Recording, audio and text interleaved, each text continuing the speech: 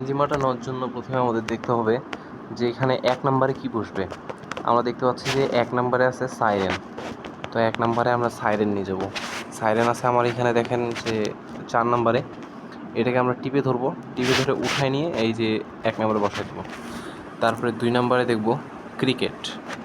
এই যে ক্রিকেট ৩ নাম্বারে বসায় দিলাম। এরপরে ৫ নাম্বারে আছে ব্লেম। ব্লেম এই যে কোথায়, এই যে ব্লেম বসাই দিলাম ৫ নাম্বারে।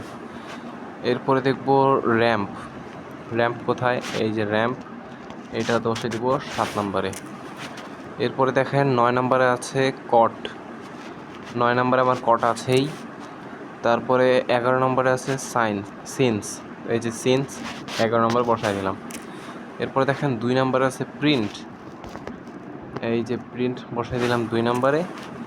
তারপরে ৪ নাম্বারে আছে হোয়ার, ৬ নাম্বারে আছে জাস্ট।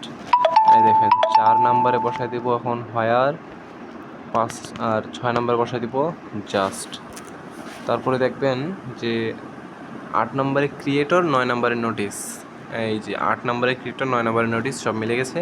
তো এখন আমরা জাস্ট ভ্যালিডেট ক্লিক করব। এই যে পাই গেলাম আবার ২.৫ মিলিয়ন, ক্লেম করে নেব। তো এভাবেই করতে হবে।